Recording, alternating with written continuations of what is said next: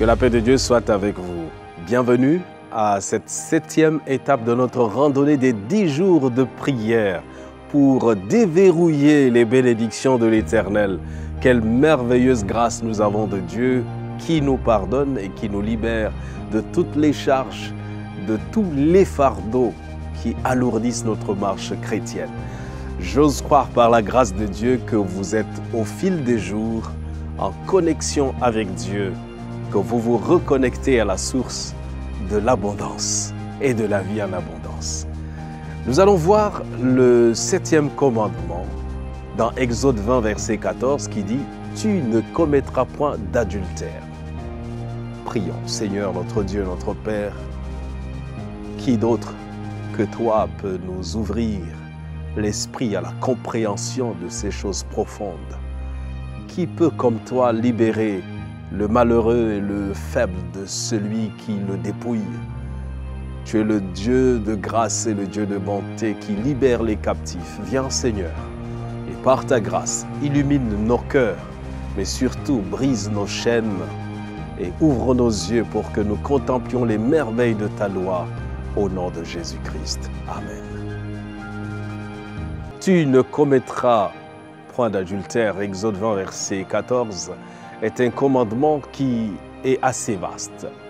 L'adultère, c'est le péché, la transgression de cette loi donc, qui établit que tout rapport sexuel se fasse dans le cadre du mariage. Et donc, en dehors du mariage, appelez cela comme vous voulez, c'est de l'adultère.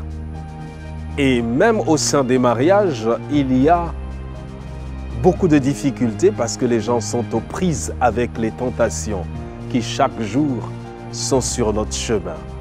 Jésus est allé dans son sermon sur la montagne, il est allé au-delà de la dimension de l'acte sexuel pour dire que si un homme regarde une femme pour la convoiter dans son cœur, il a déjà commis l'adultère. Comme pour dire qu'il faut veiller sur nos pensées. Et la Bible dit clairement que les impudiques n'entreront pas dans le royaume de Dieu. Ce qui veut dire que la difficulté est grande, la force de la tentation est aussi grande. C'est pourquoi nous avons besoin de Dieu, nous avons besoin de la grâce de Dieu pour nous enseigner les vertus de la sainteté. L'impudicité, ce commandement condamne l'impudicité sous toutes ses formes. Il condamne l'habillement séducteur. Lorsque nous habillons de sorte que les gens soient attirés physiquement, qu'ils aient des pensées qui puissent être impures, qui suggèrent des pensées impures, nous sommes sous le coup de violation de ce commandement. Alors, jeune fille, lorsque vous vous habillez, vous vous sentez peut-être bien dans votre peau, vous voulez bien mettre en valeur votre beauté physique, mais faites très attention sur votre parcours. Combien d'hommes tombent?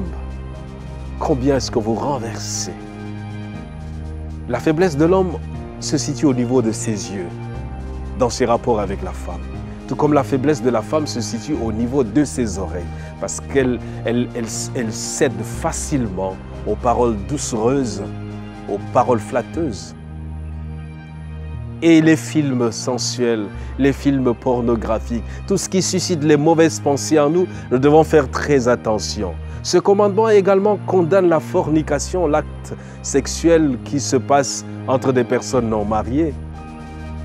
Il condamne également la masturbation, le fait de se livrer à ce péché secret, se livrer à un plaisir solitaire. Les pensées impures, comme je l'ai dit tout à l'heure, il y a un danger qui guette tous ceux qui s'y lancent. C'est pourquoi beaucoup de jeunes se sont retrouvés mariés à Satan. Pourquoi? Parce que par des simples actes souvent que nous considérons anodins, ils se sont retrouvés à sceller des pactes de salive. Lorsqu'une jeune fille embrasse un jeune garçon, il ne sait pas, elle ne sait pas qui est qui. On s'est retrouvé avec beaucoup de cas de ce genre où des jeunes se sont retrouvés dans des pactes de salive avec Satan, parce qu'ils se sont donné des baisers. Il y a aussi des pactes sexuels qui se créent, des liens fusionnels, qui sont l'un des liens les plus difficiles à démonter. Faites très attention avec qui vous marchez. Quand Dieu encadre le sexe dans le sens qu'il a voulu, c'est-à-dire au cœur du mariage. Il sait pourquoi. Parce qu'il y a une telle puissance. Par un seul acte sexuel en dehors du mariage, vous pouvez détruire toute votre destinée. Est-ce que vous le savez? Ça peut être un instant de plaisir de 5 minutes, mais vous avez détruit toute votre destinée. Beaucoup de personnes sont devenues des épaves humaines à cause d'un acte sexuel qui ne leur a procuré du plaisir que pendant quelques secondes ou quelques minutes au plus, tout au plus. Pourquoi se vendre? Le diable trouve cela très facile à vendre et beaucoup sont des acheteurs. Je voudrais t'inviter, si jamais tu t'es retrouvé dans cette situation, de revenir à Dieu. Et même si quelqu'un s'est compromis, il y a encore de l'espoir parce que le sang de Jésus-Christ a coulé pour briser toutes ces chaînes qui ont été accumulées. Et maintenant, il y a un moyen de prévention lorsqu'on s'attache à Dieu. La Bible nous dit dans Proverbe 4, verset 23, « Garde ton cœur plus que toute autre chose, car de lui viennent les sources de la vie. » Comment garder son cœur? En s'attachant à la parole de Dieu. Comment garder son cœur? Le psalmiste au psaume 101, verset 3 dit, « Je ne mettrai rien de mauvais devant mes yeux. » Attention donc à ce que vous regardez. Qu'est-ce qui vous amène à commettre la masturbation, l'adultère ou autre chose? Qu'est-ce qui vous pousse à cela? Généralement, c'est les films auxquels nous nous livrons. Généralement, c'est la musique que nous écoutons. Et l'exhortation de la parole dans Hébreux 13, 4 nous dit que le mariage soit honoré de tous et le lit conjugal exempt de souillure. Car Dieu jugera les impudiques et les adultères. Il y a quelqu'un qui est dans cette maladie spirituelle et qui a besoin de guérison. Je voudrais te supplier de revenir à Dieu. L'adultère est très grave. La fornication est très subtile, très grave. Il y a quelqu'un qui est esclave de ces pratiques, qui ne sait pas comment s'en libérer. Gloire à Dieu. Tu peux venir à Dieu tel que tu es dans la prière. C'est ce que je vais vous inviter à faire. Dans un premier mouvement, remercions Dieu de ce qu'il nous a toujours pardonné. Même quand dans notre pensée, nous avons commis l'adultère. Même comme dans notre pensée, nous avons commis ce qui n'était pas bien. Nous pouvons lui parler dans la prière. Nous pouvons lui confier notre faiblesse. Confessons. Pour quelqu'un qui a eu à avoir plusieurs rapports avec plusieurs personnes, faites la liste de toutes ces personnes. Confessez et demandez à Dieu de vous pardonner et de briser tout lien d'âme qui avait été établi avec cette personne à cause de ces pratiques que vous avez eues. Et puis jetez par la fenêtre tous ces films. Effacez de vos téléphones tous ces films pornographiques ou sensuels, toutes ces musiques profanes. Coupez les liens. Remerciez Dieu de ce qu'il vous a écouté. Et s'il y a quelqu'un autour de vous qui se bat dans son foyer, qui n'arrive pas à se retrouver à cause de l'adultère, intercédez pour ces personnes. Et puis remerciez Dieu de ce qu'il vous a écouté, de ce qu'il nous écoute. Prions. Éternel notre Dieu, notre Père, tu es merveilleux, tu es grand, tu es tout-puissant. Tu es lent à la colère, tu es riche en bonté. Tu ne prends pas plaisir à la mort du pécheur, mais tu désires qu'il change de conduite et qu'il vive. Seigneur, nous confessons notre adultère, notre impudicité,